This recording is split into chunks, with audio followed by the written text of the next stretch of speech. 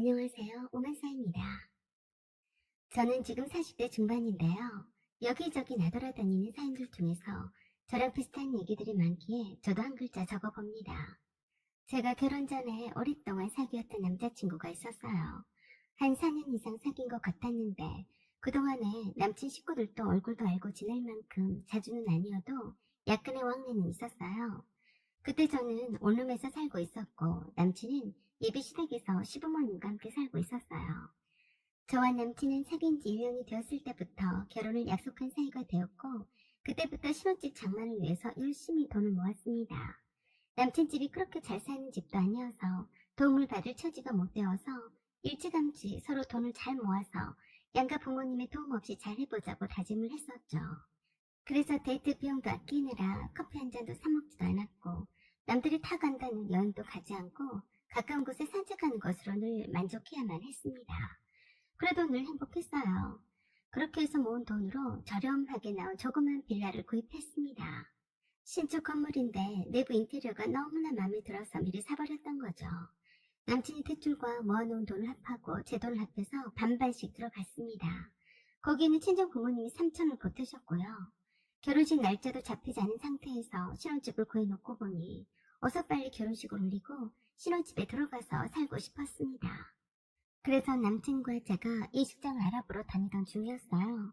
그런데 제가 사는 원룸에 예비 시어머니가 느닷없이 찾아오셨습니다. 그날은 주말이었는데 아침 일찍부터 바로 근처에 와 있다고 하시면서 연락을 하셨더라고요. 제 원룸에는 예비 시어머니가 처음 오시는 것이었죠. 예비 시모가 도착하기 전에 남친에게 전화를 했더니 그렇잖아도 며칠 전에 제가 사는 원룸이 궁금하다며 어딘지 모르셨는데 이렇게 이른 주말 아침에 말도 없이 찾아가실 줄은 몰랐다며 시침을 뚝 떼더라고요. 예비 시어머니는 제 원룸에 오시자마자 한번 삥 둘러보시더니 그러셨어요. 아이고, 생각보다 좁지는 않네. 여기서 두 사람이 충분히 살고도 남겠네. 조금 의아했어요. 두 사람이 살고도 남겠다? 란 말이 무슨 말인가 싶었죠. 6평짜리 원룸에 작은 침대까지 놓여 있어서 좁디 좁은 곳에 두 사람이라니. 그러시면서 갑자기 제 두 손을 잡고 자기가 꼭 할 말이 있다시면서 웬만하면 듣고 나서 잘 생각해보고 부탁을 들어주면 좋겠다고 하셨습니다. 시어머니가 내게 부탁을? 이라고 생각하고서 무척이나 궁금했었는데 들은 후에 제 귀를 씻고 싶었습니다. 저기 말이다. 네 시누이 말인데. 네 어머니 말씀하세요. 너도 알다시피 네 시누이네가 외벌이라서 살기가 좀 팍팍하잖니. 그래서 말인데. 계속 뜸을 들이시면서 제 눈치를 보시는 것 같았습니다.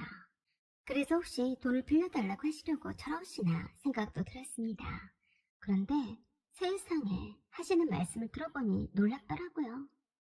이번에 정은이가 반월세로 사는 집이 만기가 되었는데 아니 글쎄 또 월세랑 집값이 5천이나 올랐다지 뭐냐.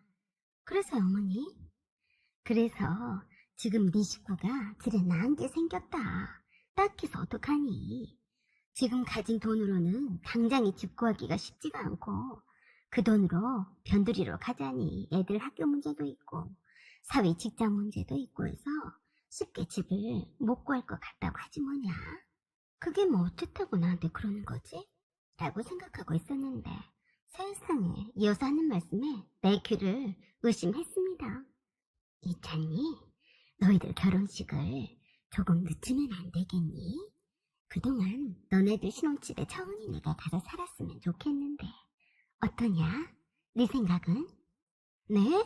저희 신혼집 아가씨가 산다고요?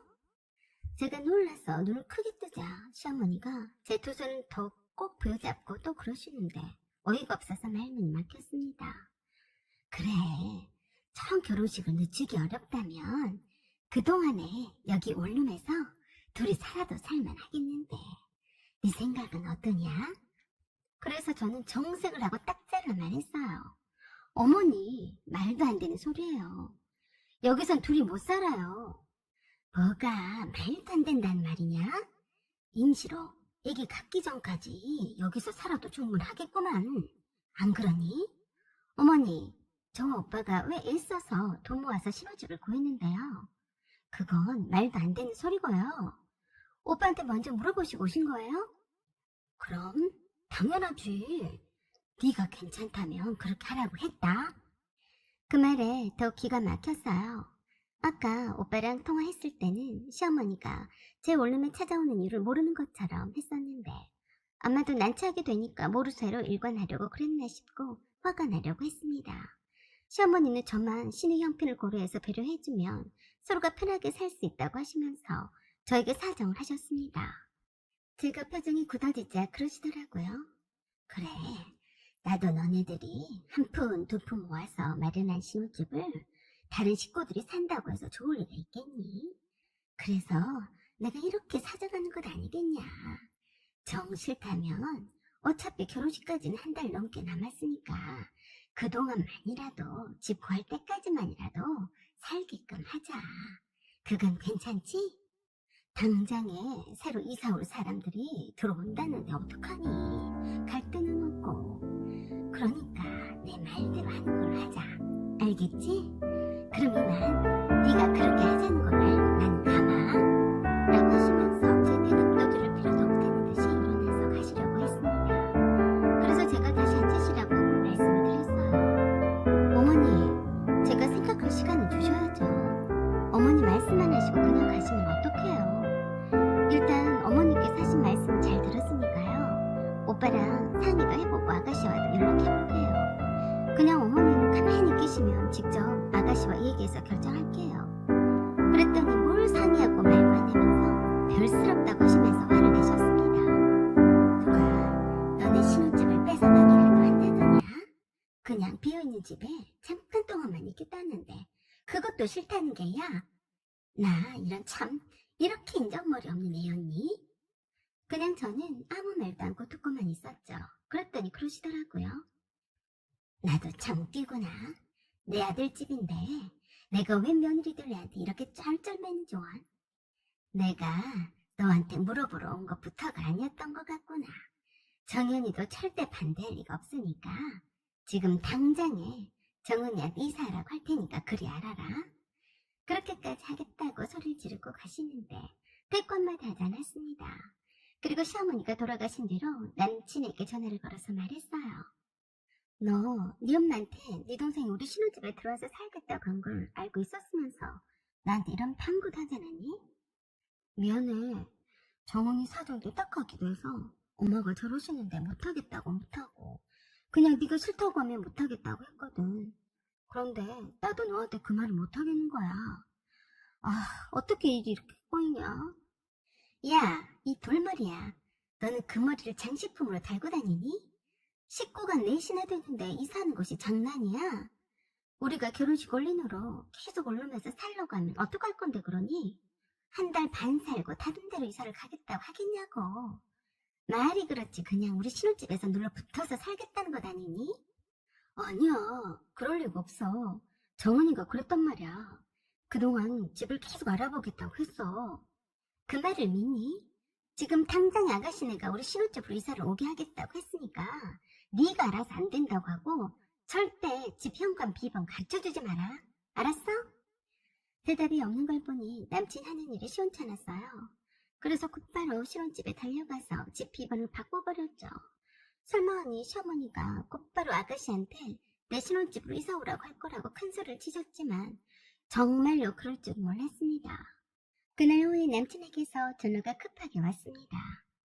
수연아, 네가 우리 집 비번 바꿔놨니? 응, 그랬는데. 왜? 그러면 나한테 말을 해줬어야지. 몇 번인데? 그게 왜 궁금하니? 당분간 넌 몰라도 돼. 뭐야? 빨리 말해. 몇 번이야? 뭐 때문에 그런데 그래? 네가 우리 신혼집에 갈 일이 없잖아. 그러자 한참을 머뭇거리다가 사실대로 말을 하더라고요. 사실 지금 이삿짐을 싸들고 우리 신혼집에 와 있대. 엄마가 이사 오라고 했나 봐. 그래서 문이 안 열려서 못 들어가고 있단 말이야. 빨리 말해 어서. 누가 내 허락도 없이 내 신혼집에 들어간다니? 네 동생 미친 거 아니야? 수연아, 미안해. 내가 그러라고 했어. 뭐? 내가 싫다는데 네가 허락을 했다고? 어이없네. 그동안 우리가 얼마나 오랫동안 신혼집을 마련하느라고 애를 썼는데 한순간에 네 혼자서 내줬단 말이야? 너 나랑 결혼하고 싶지 않다 이거지? 네 엄마도 결혼식을 늦추라고 하던데 왜 우리가 결혼하는데 네 집 식구들이 이래라 저래라야? 경고하는데 난 허락한 적 없다. 저는 끝까지 비번을 가르쳐주지 않았더니 시어머니가 전화를 해서 아글아글 타쓰고 난리셨어요. 그냥 못 들은 채로 하고 끊어버렸더니 이젠 톡으로 제 원룸으로 달려가서 가만두지 않겠다고 하더라고요. 지금 이삿짐이 못 들어가고 있으니 계속해서 비번을 가르쳐주지 않으면 문을 따고 들어가겠다고 했습니다. 그래서 경찰서에 신고를 했습니다. 남의 집에 이사를 오겠다고 문을 따고 들어간다고 협박을 한다고요. 경찰관이 신혼집 앞에 도착을 해서 정황을 들어보고 제게 전화를 했더라고요. 가족들 간의 문제인 것 같은데 알아서 잘 해결하시죠. 아니요, 제 가족이 아닙니다. 저는 그 집 사람들하고는 아무런 관계가 아니에요. 그 집은 엄연히 제 명의로 된 제 집입니다. 관리사무소에 확인해보시면 아실 거예요. 무단 주거 침입죄로 잡아가 주세요. 아, 그런가요? 네, 알겠습니다. 그랬더니 그때서 예비 신우이가 저에게 전화를 해서 난리 판굿을 했어요. 언니, 이게 뭐 하자는 거예요? 이렇게 매정한 사람이었어요. 집 앞에 바로 이삿짐을 가져왔는데 다시 돌아가라고요? 이봐요, 정은씨. 왜 나한테 물어요? 내가 언제 이사 오라고 한 적이 없잖아요. 정은씨 사정인데 알아서 해요. 전화 너머로 경찰관이 동네 시끄러우니 빨리 다른 곳으로 가라고 하는 소리가 들렸습니다. 그러자 아니에요. 여기 우리 오빠 집이라고요. 아닙니다. 여기는 서수연 씨 집으로 확인이 되었습니다. 돌아가시죠. 할 수 없이 이삿짐을 시댁으로 가지고 갔다고 들었습니다. 시댁에 작은 방 하나가 남은 것이 있었는데 그 방으로 남친이 방을 옮기고 남친 방에 남친의 여동생네 부부가 쓰는 방으로 하고 아들들은 남친의 부모님과 함께 방을 쓴다고 들었습니다. 그날 밤에 열이 받을 대로 받은 예비 시어머니가 제 원룸에 쫓아왔습니다. 네가 뭔데 내 아들 집은 네 집이라고 하는 거니? 그래서 저도 치지 않고 말했어요. 어머니는 뭘 보고 제 집이 아니라고 하시는데요. 제 명의로 계약한 집이니까 제 집이죠. 정윤 씨 집이 아니네요. 그리고 저한테 큰 소리 치지 마시죠. 남의 귀한 집 딸한테 이래라 저래라 하지 말란 말입니다. 그리고 여기 원룸도 내놓고 제가 새 집에 들어갈 거니까 그리 하세요. 라고 했더니 그러시더라고요. 세상에 보다가 너 같은 독종 같은 며느리는 없을 거다. 그래서 제가 확실히 말해주었습니다. 말씀은 확실히 하셔야죠. 저는 정현 씨랑 결혼은 하지 않을 겁니다. 결혼도 하지 않은 마당에 신의 살 집을 위해서 신혼집을 내놓으라는 도둑신보는 천하에도 없을 거네요. 정현 씨한테도 파혼한다고 전해주세요. 뒷정리 잘하고 헤어지자고 말해주세요. 그러자 흠칫 놀라는 눈치였는데 그러던지 말던지 정현 씨 어머니를 돌려보내놓고 남친한테 전화가 빗발쳤지만 그날만큼은 목소리도 듣기가 싫어서 받지 않았습니다. 그렇게 오랫동안 사귀어왔지만 마음이 변하는 것은 순식간이더라고요. 우유부단했던 그때의 남친은 별 애교를 타부리고 후회한다면서 제 마음을 돌려보려고 애를 썼지만 소용이 없었죠. 남친 어머니가 분명히 남친에게 그랬을 게 뻔하네요.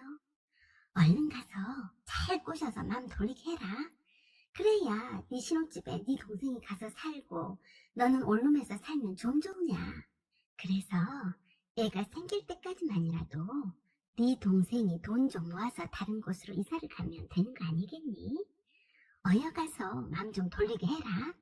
어찌됐건 이런저런 핑계를 대서 제 신혼집을 뺏어갈 게 뻔한 이치인데 이쯤에서 시댁에 대해서 알 만큼 알았는데 이 결혼을 한다는 것은 말도 안 되는 거였죠.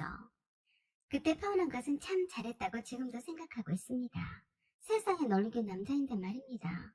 남친과 헤어진 후 저는 더 좋은 남자를 만나서 딸 하나, 아들 하나를 낳고 잘 살고 있습니다. 사연은 여기까지입니다. 여러분의 생각은 어떠신지요? 구독과 좋아요 부탁드려요. 감사합니다.